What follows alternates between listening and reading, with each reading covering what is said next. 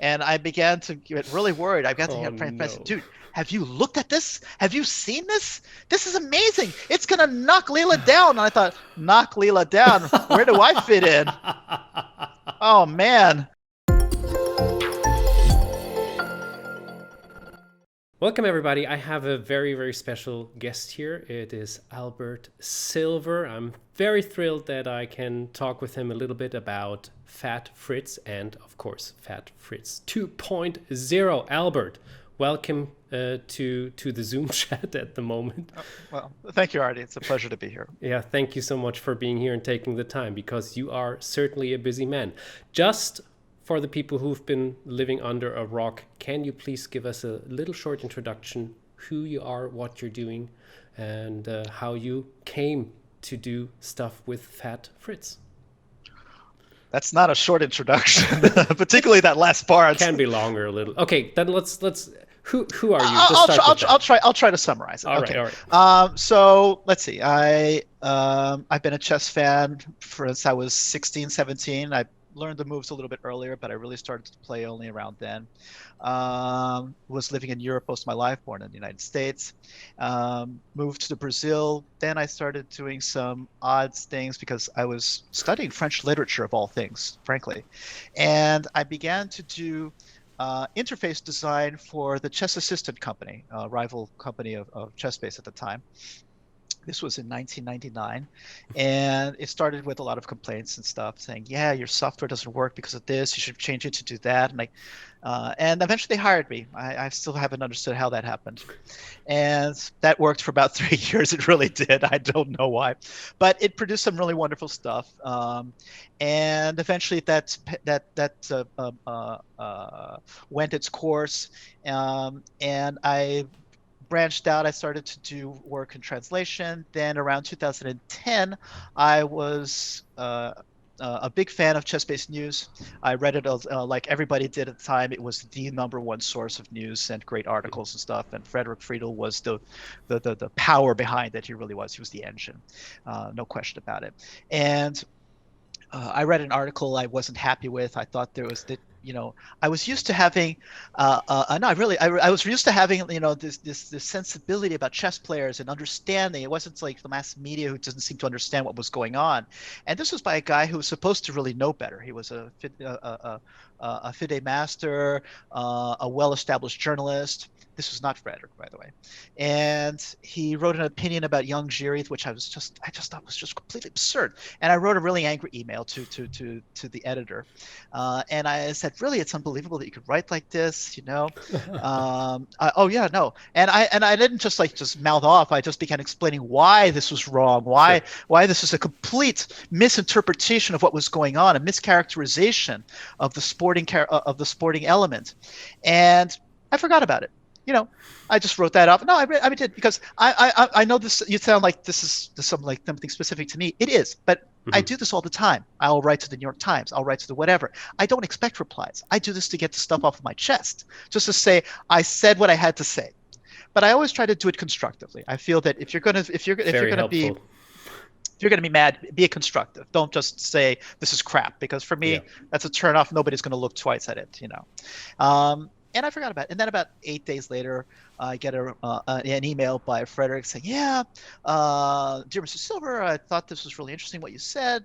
If you think that you could do better, feel free to send me your version of the events." And I thought, well, that was different. I've never got that kind of reply.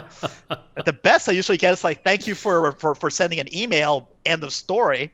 I've had a few comments beyond that, but this is the first time I got a gauntlet in the face challenge. And I thought, okay, let me look at that. And I began to reread the email, and I looked at it, and I thought, I can write rings around this guy. Are you crazy? So I sat down at my keyboard, began to write an article, sent it off that very night, and Frederick was really happy with it and published it.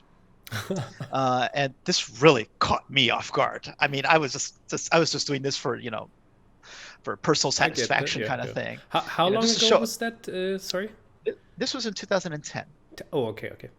Right. Um, And yeah, we began exchanging a few emails. He asked me a few opinions about this and that, and then he asked me for one time. I thought, I was telling him, yeah, did you see this amazing game by Vallejo Pons? It's an amazing idea. I can't believe he did this under these circumstances. It was such a brave decision of his, considering this and that player and the Mhm. style of this type of event, the quality of event. And he said, Albert, I have to write a review about this round in the next 30 minutes. Can you send me a write up about what you just said in 15? I was like, yeah, okay, why not? Just a paragraph, you know. And I sent it off to him and he said, Albert, we need to talk. Um, I mean, really, you know. And long story short, I began writing for the news page extensively for the next, a good many years. And well, things went on. They ran its course as well. There were changes. The company changed as well. The world was changing. Um, and yeah, I began to write a little bit less, began to do more other things. And then 2018 happened, 2017, but 2018 really, it was the Alpha Zero world, the Alpha Zero phenomenon. Indeed, yeah. Everyone's like went crazy. Um, and there was a project that was run in open source, the Leela project, which everybody, of course, has heard of by now. And it was just starting. I mean, it was just bare bones beginning. It was full of bugs. It wasn't nearly as strong as it was now, but it was full of ideas. And they were trying to emulate it. And I began telling the guys, I said, this is wonderful. This is great. You guys have to, but there's something I don't agree with. The DeepMind guys, they wrote all of the human games are useless because it's weaker. How can they prove that? I looked at what they said as their tests, and their tests don't mean anything. I mean, it could be true, but their tests don't prove anything. That's the Hmm. problem. Maybe this should be explored a little bit more because I'm not convinced that throwing away millions of master and grandmaster games is the way to go. I mean, sure, if you want to throw out all of the intermediate games, maybe it's not as good. But I have a lot of trouble believing that the games played by Kasparov, the games played by the top masters and grandmasters at long chess tournament controls are going to be significantly worse than all of these alpha zero level games that are played at what is it 1.4 seconds a game. Come on, I mean, it's not that big a difference really, per game, not per move. Hmm. you know. And nobody would listen to me. They all said, "Yeah, you're full of it. You don't know what you're talking about. If DeepMind wrote this, then they know what they're talking about. It's proven. We're not going to waste time on such ridiculousness." And I thought, well, this is sucks because I was hoping to get at least somebody, because there's a lot of people involved going and doing stuff, interested in the idea, and then I could sort of like, be a part of it, Hmm. sort of let's say, consult or whatever, give ideas. Because the thing about computer chess is that a lot of the developers, and in fact, I would say pretty much almost all the developers, are really beginner chess players at best. So they're good programmers, but they're just terrible chess players, and they have no feeling of it. The one exception, the obvious exception would be Lara Kaufman, Hmm. and no question about it. But Larry Kaufman started really doing work mostly as an evaluation function designer and whatever. He wasn't doing the outright development of the full engines. He came in, he helped Vazik. Vazik, of course, was another exception. Forgot to mention that. And that would be ridiculous not to. But overall, The chess engine majority, authors tend as to you be said. really to be incredibly weak. We're talking 1300, 1400 elo at best. Hmm. And the Leela groups were no different. These were all really smart guys, accomplished programmers, but not much in chess. And I thought, okay, well, they've built open source tools, so it should, and they provide instructions which weren't very helpful, but still, it's designed to help other people to do this. And I thought it should be possible to learn how to master these tools and develop this on my own. I mean, we're still talking games to train on a neural network. And I began to read like crazy all about this. Um, and I began to read papers on neural networks. I began to study the tools. I had some help with some friends who became interested in my ideas and who helped me learn this and teach me what I needed to learn. And I'm externally grateful to them. Dietrich Kapi and Ben Rees stand out, although Ben Rees has left. Dietrich Kapi is still a very active developer in this, and and eventually it took me about 2 months to build a working model, something that actually played chess and that actually could do something. It was terribly weak. It was very bad, but it worked, and that was Hmm. for me was like a big step. And I thought, okay, If I could get something working, now I should be able to make something follow actually work with do the ideas that I want to try out. Mm-hmm. And this was a science project, nothing more. It was just like, see if it works, see what it looks like, prove them wrong, prove them right, who knows? But at least satisfy myself that this test has finally truly been uh, um, explored. And yeah, and then we played in TCC. I've eventually built something. I started to find out new ideas because I was exploring neural network papers in other fields. Image recognition is the biggest one. And I found some new ideas which I thought could really improve the neural network performance and ideas. And I really got a nice performance in TCC. I was still weaker than the great daddy Leela, but it was trained only on human games, a much smaller neural network, Huh. and only on Megabase. You know, and it came in second in the division, which was fantastic. I just never expected this. Um, and yeah, there was a falling out between me and the Leela guys, which I'm not going to which I'm not going to go deeply Okay. into. There was disagreements on some key elements. They weren't happy. I wasn't happy, and let's just say that the falling out was severe enough that I vowed to get even with some things that I was not happy with. And so my new overriding goal became changed. I mean, I was just, for me, this was a science project. I mean, it was just to see it worked. And it was the personal satisfaction of seeing it done. I really wasn't planning on going much beyond that. I might develop some new ones, but it wasn't more than that. Now, my overriding goal was beat Leela. I really was. I mean, you have no idea. I was just like, oh, I'm going to get even. I will get even. And so Wow. yeah, no, I mean, really, that was my overriding goal for months and months, day and night. That was all I was interested in, and it had to be on my own terms. It had to be, I'm gonna train a real neural network, um, equal or better to them, and I'm gonna beat them on their own turf for real. Because when I beat them in TCC in one game, and it was a big thing, but Mm-hmm. I know how little one game means. I mean, let's see. We see Ezipenko, a wonderful Russian talent, beat Carlsen a couple of days ago. That's wonderful. Do we think that now he's better than Carlsen? Are you kidding me? Of course not. Not even he believes that. It's a wonderful sign. It's a big thing. But Carlsen was still Carlsen. Let's not kid ourselves. And I knew I was behind the Leela project as well. Um, but my goal was to bridge that gap and eventually beat them. And I did. I started to incorporate a ton of ideas. I found ways to develop data in a much, much faster rate, maybe 4 times faster than what they were doing, without cutting, cutting corners. This is something and I told them this. I told a lot of people about this. I didn't share what I did though. Of course not.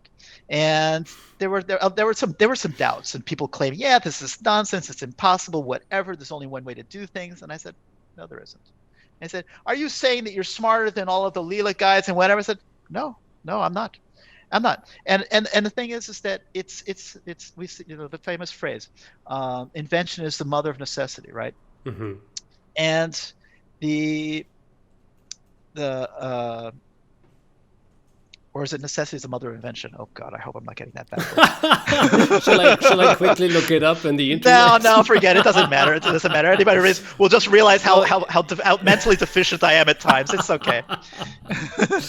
But really, and I said, look, when you're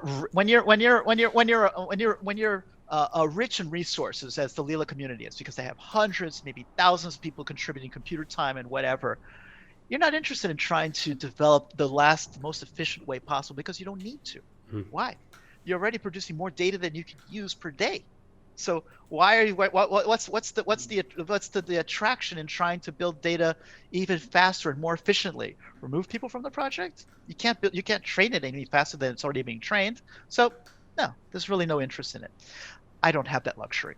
DeepMind didn't have had that luxury too. Maybe they could have done it too. I'm sure they could have. I Hmm. mean, they're brilliant guys. They have all the resources, PhDs galore.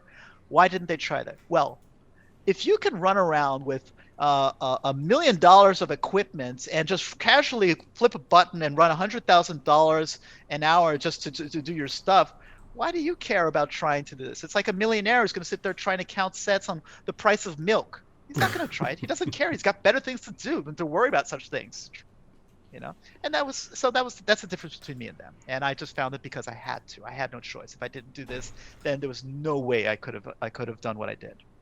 Um, and yeah, so that led to Fat Fritz 1, this long-winded introduction.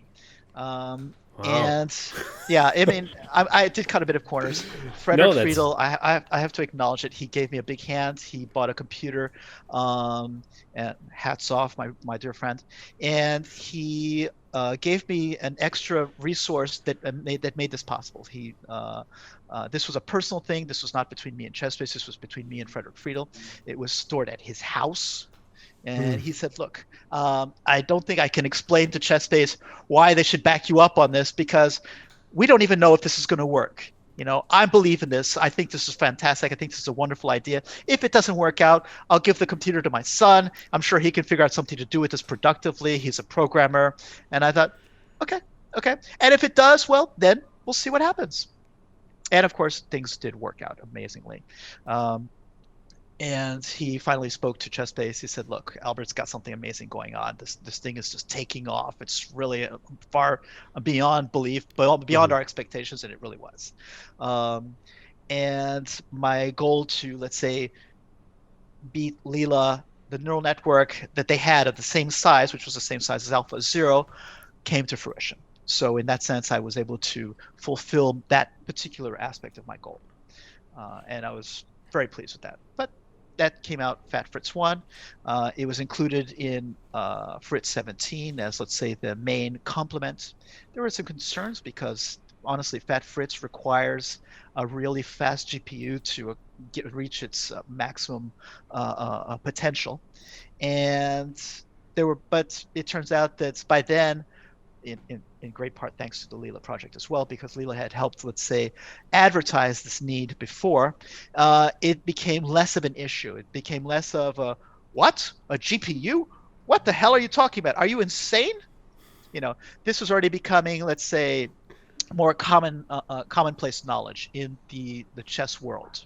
And so, yeah, that worked out. And that was Fat Fritz 1. My gosh.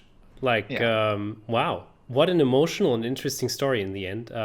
There's a lot of things I didn't know, actually, also from reading a couple of things about the whole project. You seem like a robot or a cyborg yourself. What are you not capable Oh, of good doing? grief, It's not. amazing.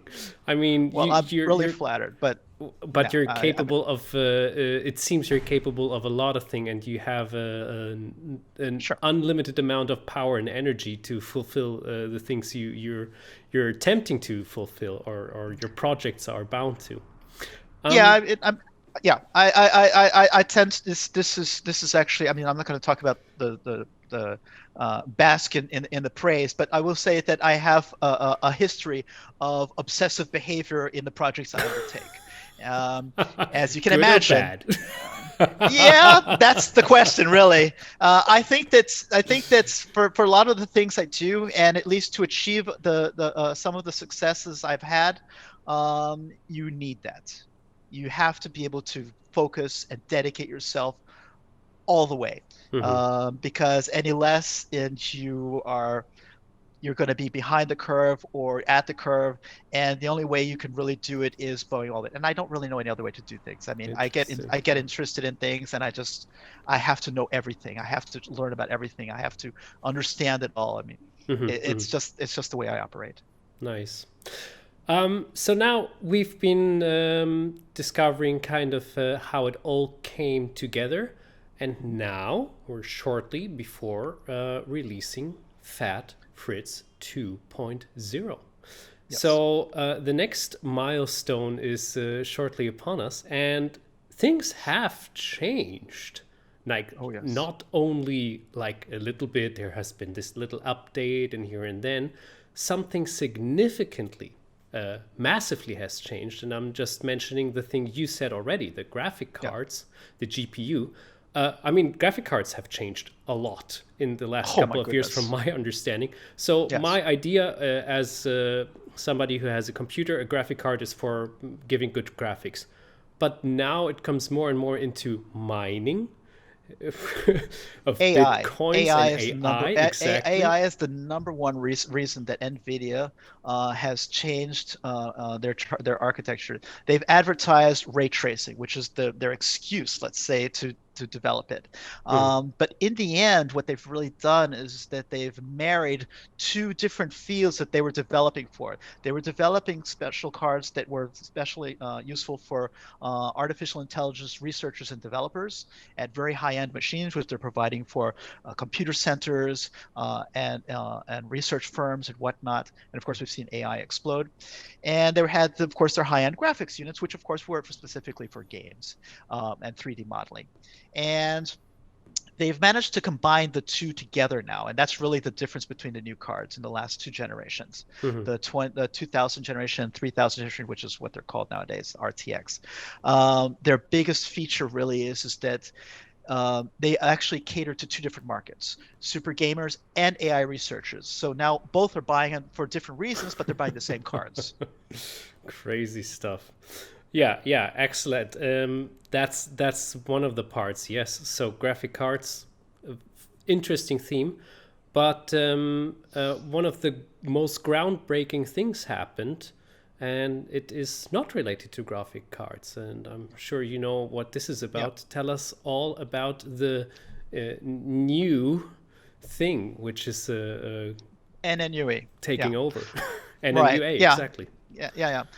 So the requirements for the Leela Alpha Zero and whatnot, and Leela was simply following on the models presented by DeepMind, and there was nothing to change about that. The neural networks were so large, and the way they were designed was so convoluted that they required a fast graphics card simply to read the neural network on every single position. Hmm. So what happens is that before you would have the neural network, which is like this huge brain, and the computer would basically be sending it to the graphics card. The graphics card would read it and say, oh, plus 0.1 or whatever, or Hmm. 36%, and then send it back, and then the search would process this, and this would be going on for tens or hundreds of thousands of times per second.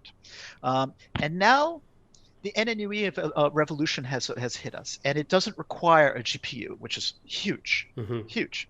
Um, and we owe this debt of gratitude to the Japanese, the shogi world. So shogi is, for people who don't immediately recognize it, is, let's say, a very famous chess-like game that is insanely popular in Japan. And is basically dominated by the Japanese. It's their big thing. And they have chess engines or shogi engines like Elmo and whatever, which follow very similar styles and development to chess engines. And some guys in the Japanese neural network world designed a neural network that could be read so fast thanks to some specific changes that it could run specifically in a CPU and not sacrifice the huge speed differences that we needed with the Leela style or AlphaZero kind style nets. Hmm. And they openly admitted that over the years they had been borrowing a lot of ideas and things from, let's say, from the chess world, notably the Stockfish open source project, and they've wanted to give something back. So they had tested all of this for, let's say, something like 2 years in the shogi engines, and it revolutionized the shogi engines. The engines had grown, let's say, 100 or 200 elo, thanks to this new development, and so they were confident that this would also bring a similar revolution to the chess world. So some of their developers who had been responsible for this in Shogi went about trying to translate this for the Stockfish and created a branch and shared this, the open source project, with the chess world. And it bears pointing out that they explained the technology. This technology is not specific to Stockfish. They adapted it. They created a translation for it. but there are white papers that are available to everybody. They explain how it works and whatever. And as a result, and that's why I bring this up, we're seeing the NNUE explosion of neural networks happening in all engines, Mm. not just Stockfish. It started with Stockfish, but now we're seeing it in Komodo, which now released their new version called Komodo Dragon. We're seeing it in a bunch of other engines as well, lesser known. But if you're into the computer chess world, you will see at least a dozen manifestations of NNUE, all developed slightly differently and whatever, to explore this new technology and enjoy the benefits. And it really started to come together around July, I would say, in the Stockfish world. And I was developing a brand new Leela style neural network, new, larger, smarter, and all that jazz. I mean, sure. I mean, the natural successor to Fat Fritz 1 was going to be Fat Fritz 2, Leela style net. Of course. And I had already been working on this for months. And I was very happy with the progress. It was looking fantastic. I thought this was going to be something big, and it was going to be a wonderful, wonderful project. And then, of course, came NNUE, and I began to get really worried. I got to hear friends, No. dude, have you looked at this? Have you seen this? This is amazing. It's going to knock Leela down. And I thought, knock Leela down? Where do I fit in? Oh, man. Oh, and I began to get really worried. I thought, oh gosh. I mean, I had a timeline that was designed to, let's say, produce a super powerful network by the end of October, which I figured would coincide with another release.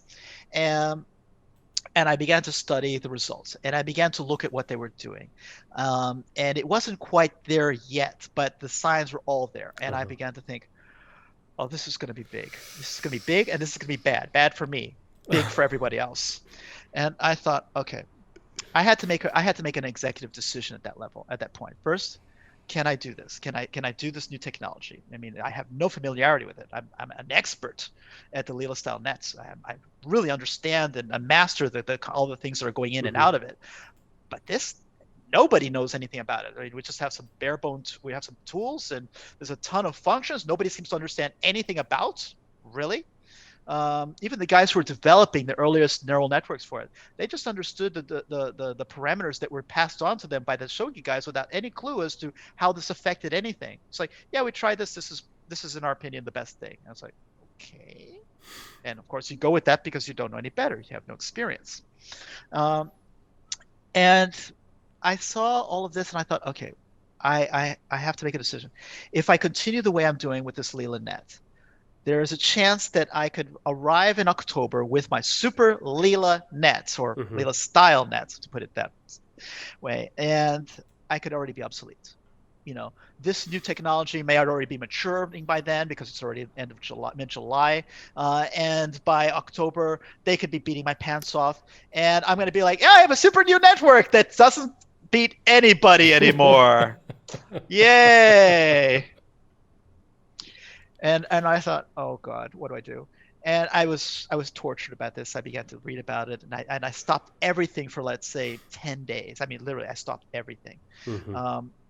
And I began to experiment with it, and I thought, okay, I think I can do this, but we have to do something different, because what they're doing is basically they're generating tons of data with Stockfish games, Stockfish position, Stockfish evaluation.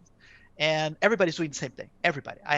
You could read about a dozen projects all doing exactly the same thing. I thought, what's the point in that? I mean, literally identical.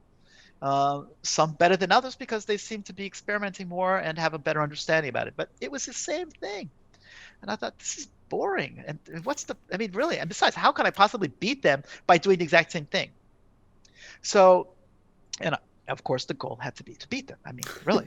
I mean, what would be the point otherwise, right? And so I came together with some ideas. And the first was, okay, so first of all, it's not going to be trained on Stockfish games. It's going to be trained on Fat Fritz games. Yes. Big Fat database. Fritz, I mean, yeah. No, it has a monster evaluation. Yes, it runs 1,000 times slower, which is the big problem. But if I could combine, let's say, its brains with the speed of search of this new technology, well, we have the best of both worlds. And I'm sure that my evaluation of Fat Fritz beats the pure evaluation of stockfish any day of the week. Hmm. So for me, it has to be the way to go forward, the way to try it. I tried other things as well. I saw people attempting larger neural networks in this NNUE style, and they didn't have any success, and it was soon dropped as a dead end. Oh. I didn't agree with that, and I thought this was a Oh. little premature. Oh yes, no, really. And I began to read after some of the failed attempts, and I take my hats off to the people who tried it because it's a lot of work, it's a lot of frustration. I know.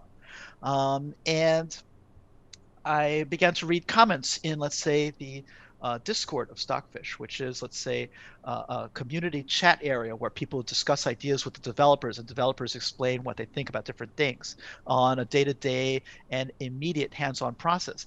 And the conclusion was, yeah, no, big networks, it's a fail. It's a fail. Did you see how much weaker it was? No, no, it's a dead end. Maybe we'll come back to it some other day when things have changed, but it's going nowhere. I thought that was a little premature, a bit like the whole human games idea in Fat Fritz was a bit premature also. Mhm. And I began to explore very heavily every possible permutation, every possible one. It took me, oh my goodness, it took me something like two months, maybe, really, day and night trusting everything. And I have two large, powerful computers, and these both computers were working day and night, and I tested every single Steam. variation. You know, really. And I had to make sure that it was reproducible, that it was reliable information, and I had spreadsheets of all of my Oh results gosh. and going and the evolution and whatever. Did it start strong but end weak, or did it end just strong? And I came to the conclusion that they were wrong. That the failed attempts were just didn't work out, and I feel sorry for them, but it's not a dead end. And so Oh. Fat Fritz 2 then came to existence. It began to be truly developed using all of this combination of this and some other ideas as well. And yeah, I can say that it's genuinely stronger than what's out there right now, without a question, and clearly so. Obviously, it will beat Stockfish 12, which is the official version, but even the unofficial version, which of course is in constant development. I mean, development doesn't stop just because of that. Even there, it's ahead, measurably so. So yeah, I'm happy with how things have panned out, My lord. Wow. and that's Fat Fritz 2 for you. Yeah, thank you for summing this up. Yeah, I'm It's sorry. That no, was a great no. American novel I in love my summary, but still. this is by far the longest interview I've ever had, and I'm very grateful Oh, for it because I'm sticking to your mouth like this, and I'm very sure I'm not the only one who's listening to you in like excitement because it's worth a book for sure. Also, you've almost basically answered all my questions I ever had for you, oops, which sorry. no, that's totally fine. I'm happy with that. Um, so thinking about this, how does a normal day for you look like? You're you're at home. Obviously, you're okay. Let me ask another question first. You're in Rio. You're situated in Right, Rio. right. The background is a picture I took, so Oh, yeah. it's not your window. Okay. No, que dera. I wish, as I said in Portuguese. um, how's the situation with the coronavirus at the moment? I'm sorry, I have to ask No, no, because no. it's It's a everybody lives through it. It would be absurd to ignore it. so what I'm reading about is that Brazil has been taking heavy punches. Yeah, yeah, yeah. Some places worse than others.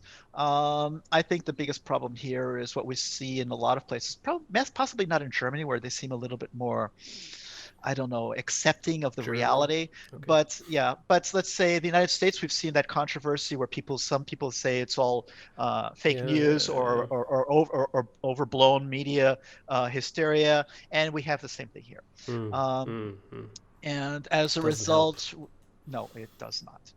And a result, it's you would think that at the very least some people would be like taking some level of precautions, but instead we have a really high contrast between people who take all the precautions and people who take none. None. Uh-huh. And I live in a very privileged part of Rio de Janeiro. I live across the street from the beach, Hmm. literally. And Now, people do ask me, "Oh, you must go to the beach all the time." And well, obviously, I don't, as you can probably tell by my Skin color. unsuntanned pallor. Um, but it's a natural consequence of living in front of the beach. I know that sounds strange, but when you have the beach there 24/7, every day of the year, years on end, there's no compelling urgency to go to the beach all the time. Whereas, if you're living, I let's say, get in you. a big city and whatever, then you get access to the beach for maybe 2 weeks a year. It's like the beach. We have to go to the beach. So it's different, you know. Um, and here I go around and I enjoy the beach. I like walking along it, and I enjoy the opportunity to the wonderfully warm weather of Rio de Janeiro. But I see an alarming amount of people walking around maskless as if the virus is cured. And we're talking not just like a few people, we're talking like large groups nonstop back and forth. So there are parts of the sidewalk that I literally avoid walking because I just don't feel comfortable even with a mask on. It's just like it's a constant jostle with people who seem to like willy-nilly just, oh, there's no risk at all. And look, let me tell you a hard reality that happened to me and my family. And I'm not going to just point some picture of somebody died. No, Oh, no. do you? Okay, But okay. no, no, don't worry, don't worry. No tragedies in the immediate horizon, not in that sense. But I I broke with the uh, let's say the extreme caution that I had been exercising, and I went to have dinner with my cousins on the 24th of December for Christmas. And we were all very careful. It wasn't a big thing. It wasn't a small house. They have a really big home, and there were maybe a dozen people, including the children. So let's say seven, 8 adults and 4 children. Mhm. Okay, including myself. And it was a big dinner table. Fine, it went nicely. Several of my cousins wore masks at the home. To be very clear, literally all the time, mask at the home. That level of caution. Fine. About 10 days later, okay, so this is just a little bit after New Year's. All right, I get WhatsApp messages saying that every single person at that dinner came down with COVID. Not good. No exceptions. Well, actually one, myself. Oh my gosh. And the worst part of it is that I wasn't one of the people who was sporting a mask. I did get tested, of course, immediately. But there were no antibodies. There was no sign of the COVID. So it wasn't like I already got past it. No, I just got lucky. I was really lucky. But that's kind of to show you it's not over. I mean, that was now. And this was with a lot of people in my Hmm. family who were taking precautions. Those people who were walking around with masks all day long at the party too also got infected somehow. Oh dear. So I mean, yeah. So no, unfortunately, nobody got fatally ill. Two of my cousins were actually hospitalized. One who had a really bad fever for about a week, Mm. but got past it, got out of it. Is much recovered. Okay. Everybody's giving sighs of relief. But yeah, it's a hard reality. It And is, so yeah. yeah, unfortunately, right now, I don't see this abating anytime soon. Hmm. I'm back onto my cautious manner, and I go only to very isolated, socially distanced area parts of the sidewalk, which thank goodness is possible. Yeah. I have a dog, so I have to take her down 3 times a day anyway, so there's not much I can do about that reality. Staying, let's say, hermit mode in my home is not an option. She's a big dog. So yeah, the whole idea of, oh, she's a little dog, give her a kitty litter thing, not going to happen. Well, thank you for doing this, though, and being cautious about this and Yeah. taking your responsibility about that. So I was wondering, before I wanted to My ask you this question, how does a normal day for you look like? Because, I mean, there is probably no normal day for you, as you mentioned already, because some days are working through day and night and nonstop. And Yeah, how, and but some are very relaxed. Sure, absolutely. No, so there it is. It's true. how would you say a normal day should probably look like for you? You wake up. When do you wake up? When do you make your coffee, or do you drink Okay, coffee, or? so I'm a late sleeper and a late waker, Uh-huh. so I'm much more owl than rooster. Um, but I will be up until 3 in the morning reading, sometimes working, very often working. Mhm. So my work hours are very different. Even let's say my self-development hours are very different than most people's because I have the luxury of being different. The biggest difference and the biggest challenge for this for anybody who works from home like that, especially over a long period of time, not just the people who just recently got inducted into this lifestyle, Mhm. is imposing a sense of discipline Mhm. Mhm. and being able to separate, let's say, work from life. I once saw a New Yorker cartoon which I thought really summed it up perfectly. You have a guy at his computer and he's at it and his thing and he stops and he looks at his wife and he says, "Honey, remind me again, do I work at home or do I live at work?" And I thought that was a perfect summary of the reality, I get you. Okay. Yeah. you know. Yeah. And so look, yeah, my obviously neural network development sometimes is very heavy, intense, hands-on, have to do things and whatever. And sometimes it's just a lot of waiting. What do I do now? I have to let the process do its thing, develop, generate data, test results, but I Yeah. don't have to sit there like, grabbing and typing all the time. Um, I do a lot of writing. I do a lot of studying. I believe in permanent education. Mhm. I don't believe in education ever stopping and developing. Um, so right now, I've been studying. My most recent thing is started from personal writing, has been studying very heavily programming. Mhm. And I have people I've had people question some of these choices of mine. For example, even this, believe it or not, which sounds like a very practical thing to do, learn Especially in programming. these How can times. Yeah. Right, right, But I have a friend who came to me and I mentioned this to him and he said, "Why? Who's going to hire you at this time in life and hire you full time as a programmer and whatever and whatever? I mean, really?" And I thought, okay. And I remember telling him, I said, "Look, man, first of all, I need to tell you something. I don't do any of these things with a mind towards who's going to hire me. I don't do any of these things towards this. I do this, first of all, because it gives me a hard on.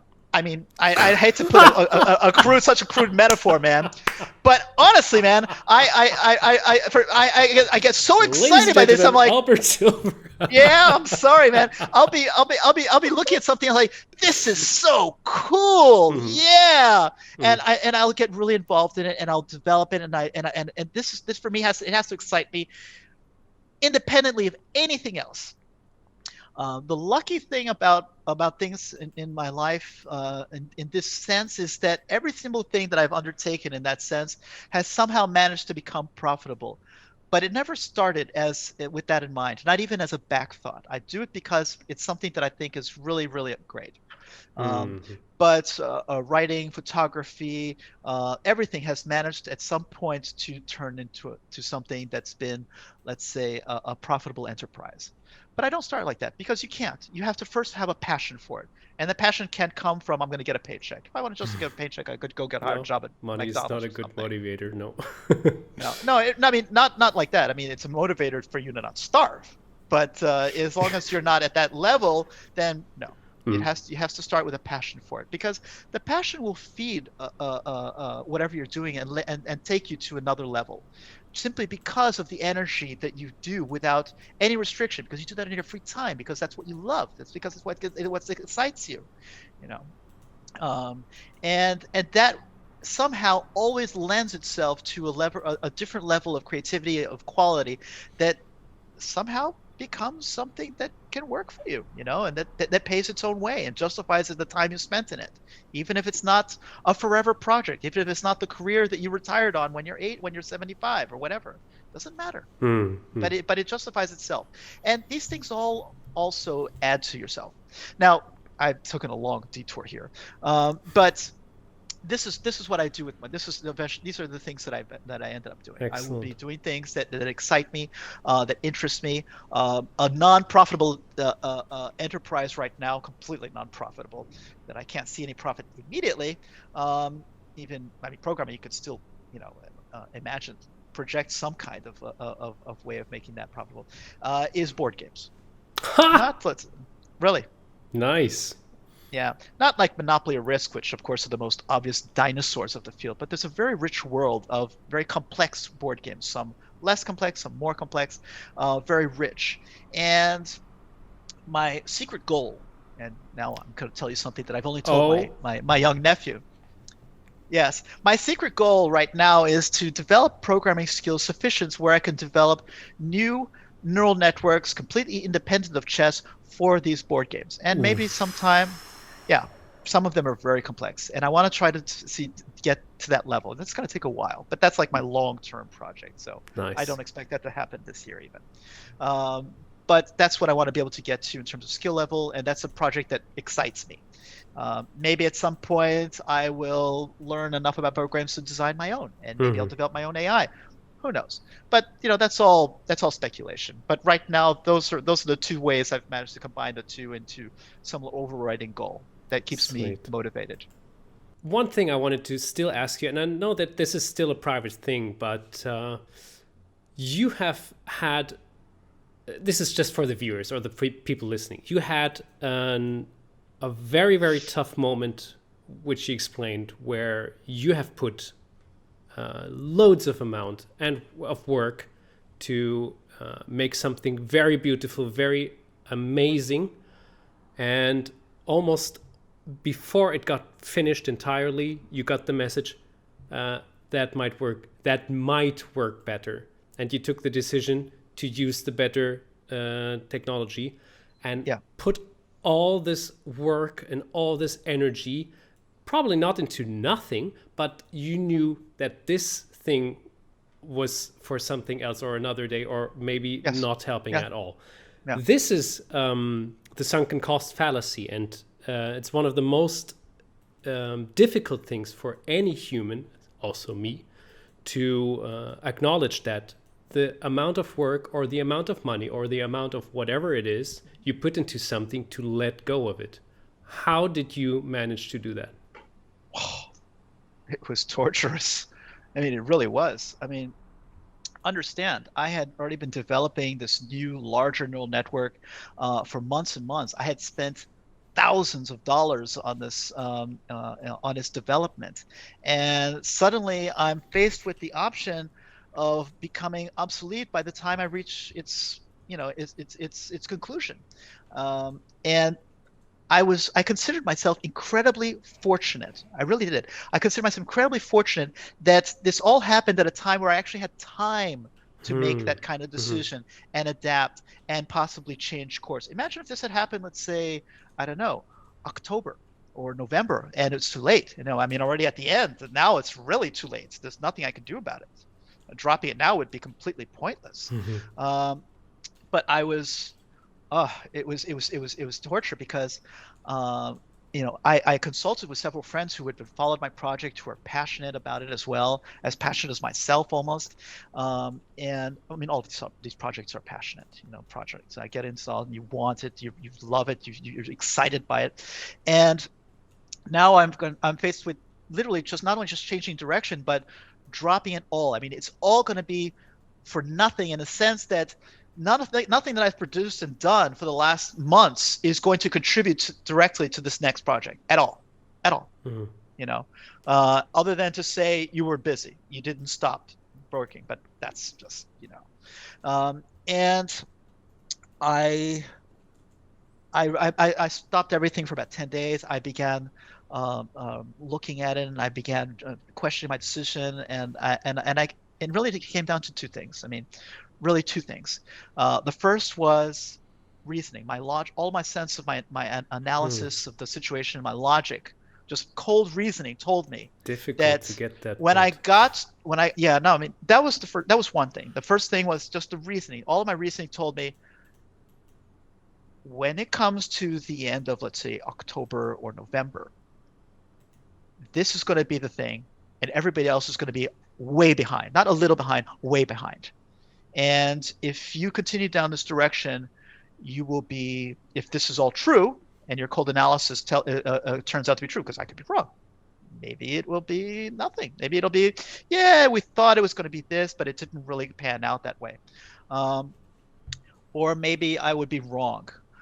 And then I'll feel foolish at the end, which of course is the risk. Hmm. If I was sure of it, then it would be easy to make that decision. But the problem is that I was not sure. And then finally is, even if I change directions, will I succeed? What if I'm unable to develop anything that's exceptional? I'm comfortable that I'm going to develop a new super Leela style net. I'm not sure, I'm not confident that I can do this new thing with something I've never done before. That was a big question. And the last thing, and really that's really was the deciding factor, was my gut feeling.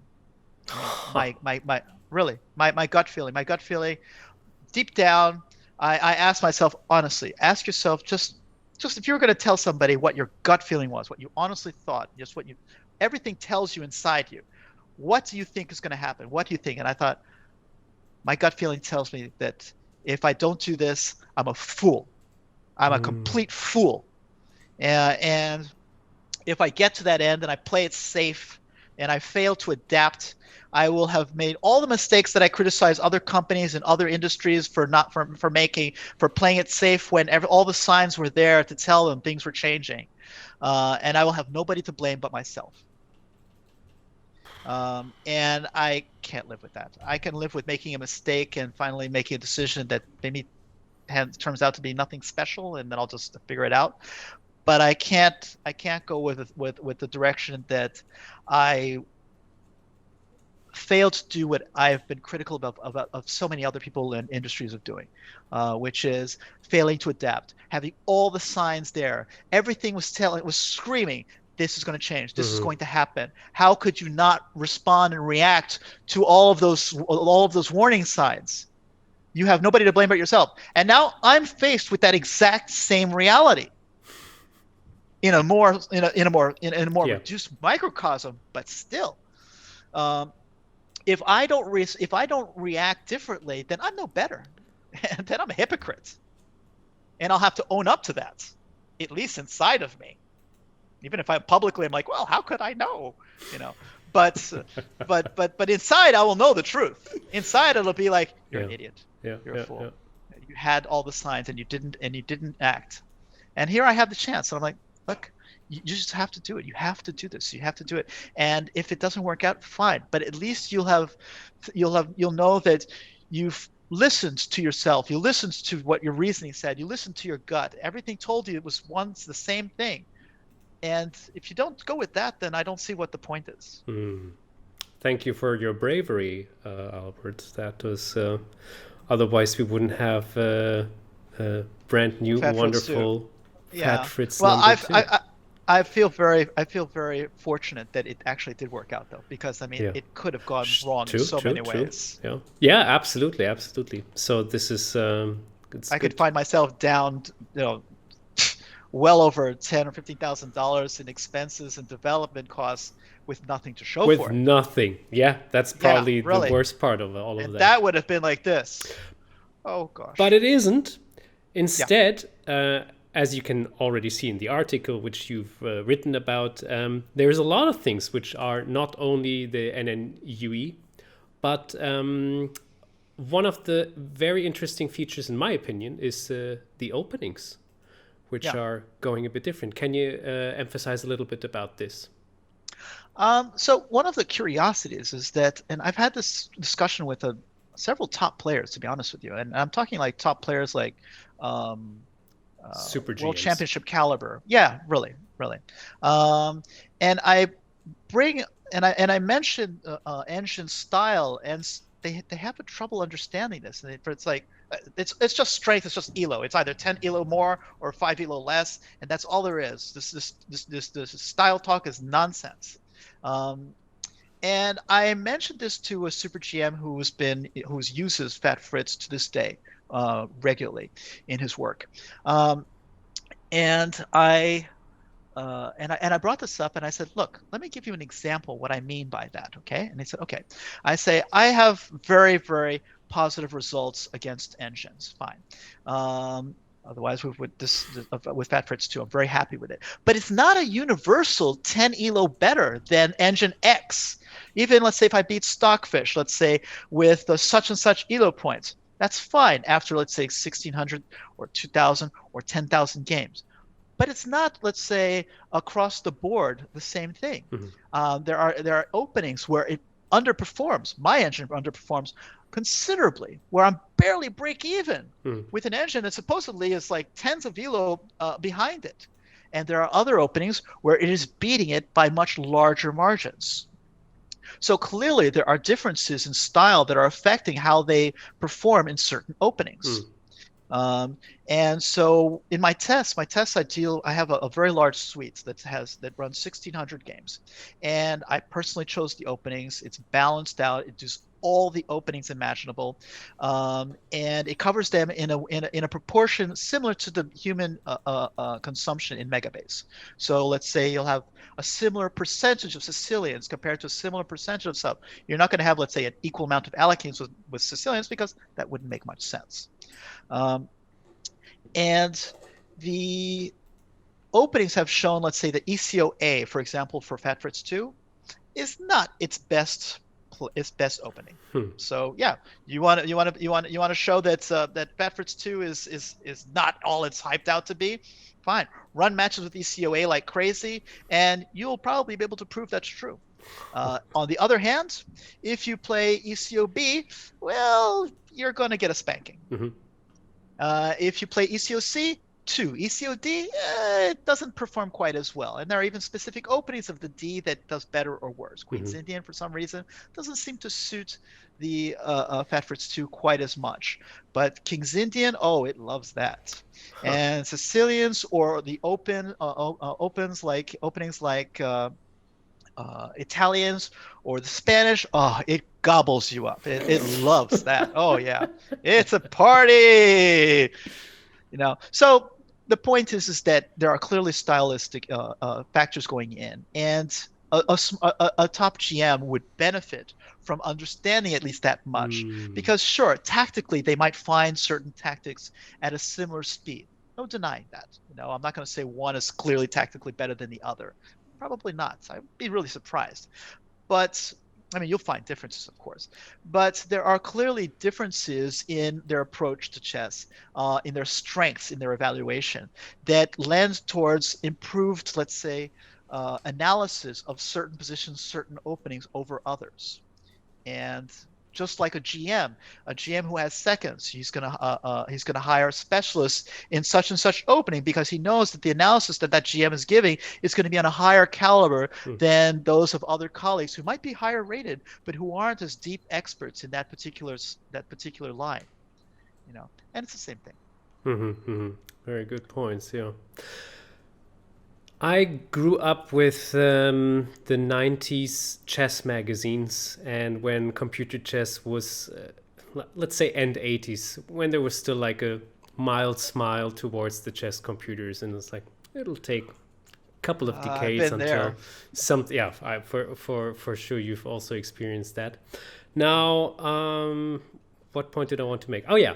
And one of the main reasons was that people said endgames, that's where they all fail because it's just the most complex thing, and they can never ever achieve some expertise or ideas which a human can. Right. Well, of course that changed dramatically too. Oh my goodness. Fat Fritz 2.0 endgames, question mark. I think it's literally the hands down best in endgames. No, I'm serious. I mean, of course, once they reach, let's say, table-based endings that can be calculated to the end, they are on equal terms because you can't Because you improve on cannot, yeah. perfection. But let's say large, complex endgames with many pieces and pawns and where elements of strategy and decisions have to be made, I have seen consistently better results from Fat Fritz 2 over all of its colleagues, whether it be the Leela nets or even the stockfishes running around. Hmm. When, of course, you will have these situations. I can't measure that because I don't have a number of situations where you could say this is clearly universally true because I have tested this over 10,000 situations. Of course. But I've seen this very, very consistently, um, enough so that it stands out. And so I think that, let's say, specialists, let's say like Carsten Mueller, have been drooling over the analysis I've been able to provide for him over it because it's been able to debunk, let's say, analysis that the top engines are producing now, Hmm. evaluations. And at record speeds, sure. If I have, let's say, 48 cores and I give them, let's say, 10 minutes per position, oh, can they all find it? Maybe they can. But the reality is that when you're analyzing a position, nobody spends 10 minutes unless they're convinced there's something hidden there. Because you're going through a game, you're not going to stop at every single move, 10 minutes, every single move, 10 minutes, in the hopes that there's going to be some new reality that's going to be discovered in that process. You just don't have that time. We all live at limited things. So at best, you're going to be running, let's say, 10 or 15 seconds, 30 at most, a minute if you're just really unsure about it. Yeah.